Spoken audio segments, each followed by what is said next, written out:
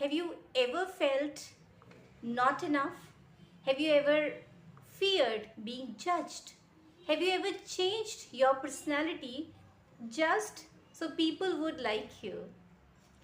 Then maybe this book will disturb you, and maybe it will free you. Today, we are talking about The Courage to be Disliked, a book that completely challenges the way we think about happiness, relationship, trauma, freedom, and even our entire identity. And honestly, this book is not a comfortable book because this book attacks the excuses we secretly hide behind. In this video, I'll break down the most powerful lessons from this book, the controversial ideas people argue about, the philosophy that shocked millions of readers, and whether this book can actually change your life forever. And trust me, some ideas in this book will make you angry. They will make you angry first, but by the end, they may completely change how you see yourself.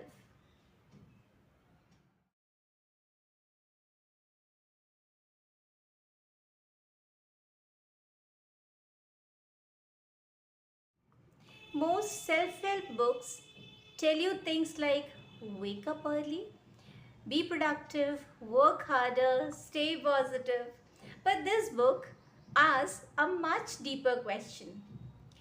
Why are people unhappy? Why do people constantly seek validation? Why do we fear criticism so much? And why do we care so deeply what other people think? The authors Ichiro Kishimi and Fumitake Koga introduce the idea of Alfred Adler, one of the most underrated psychologists in history. The most people know Freud, some know Jung, but Adler is different, very different. According to Adler, human beings are not controlled completely by their past, and that idea alone changes everything.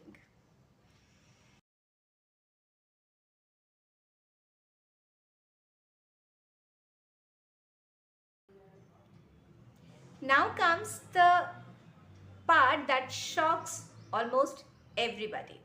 The book says this: trauma doesn't exist. And honestly, when people read this, they immediately become angry because it sounds cruel, insensitive, even dangerous. But listen carefully here. The book is not saying painful experiences never happened. It is saying this: your past does not have absolute control over your future. The philosopher in the book explains that two people can experience the same painful event yet become completely different people afterwards. One person becomes stronger, another remains trapped in fear forever. Why? According to Adler, it depends on the meaning we give to our experiences, and this idea feels uncomfortable because suddenly responsibility returns to us. No more blaming life forever, no more waiting endlessly for someone to rescue us.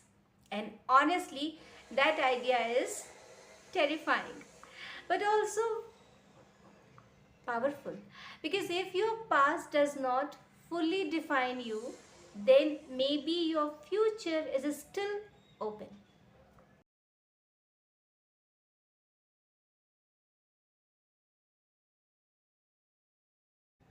This chapter hits extremely hard because the book argues that most people are not actually living, they are performing.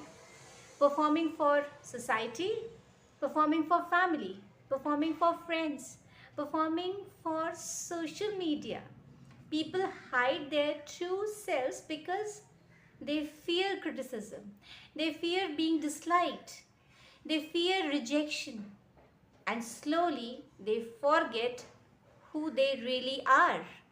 The book says something extremely powerful. Freedom is being disliked.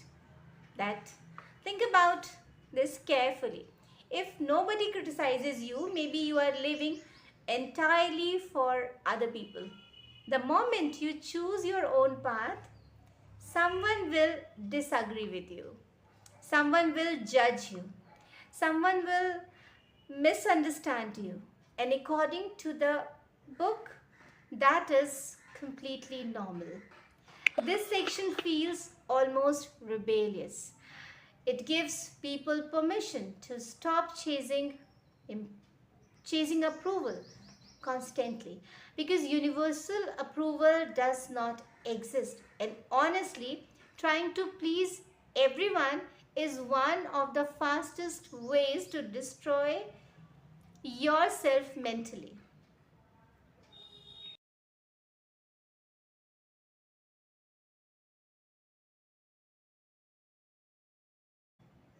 Now comes the greatest idea in the entire book: the separation of task. This concept alone can completely change relationships. The philosopher explains it simply: whenever something happens, ask yourself one question: whose task is this? For example, you speak honestly, but someone becomes angry. Now ask yourself this: is controlling their reaction your task? No, that belongs to them. Another example: you work hard, you genuinely try improving, but society still judges you. Is society's judgment your task? Again, no. The book says most anxiety exists because people constantly interfere with other people's tasks. They want to control opinions, emotions, validations, and reactions. But the truth is, you cannot control everyone. And the moment you accept this, your mind starts becoming lighter. This chapter alone has helped millions of readers because suddenly life feels less heavy.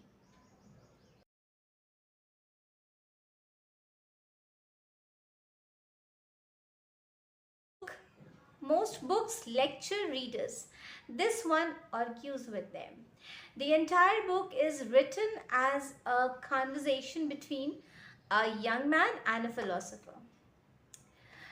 The young man constantly attacks the philosopher's idea.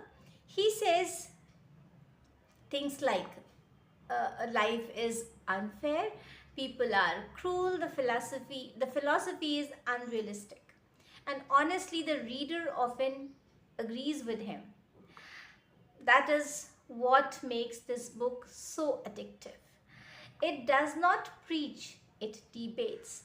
Every chapter feels like a mental battle, and slowly the philosopher starts breaking the young man's belief apart, and maybe even the reader's beliefs too. Now, honestly, this book is not perfect. Some ideas feel too extreme, especially the discussion about trauma. Many readers feel uncomfortable with the way the book explains it. Others believe the philosophy ignores social realities like poverty, mental illness, or discrimination. And those criticisms are valid. This is not a book you should blindly agree with. Instead, this is a book you wrestle with mentality. And maybe that is what makes it valuable, because great books do not merely comfort, they challenge, they disturb, they force you to think differently.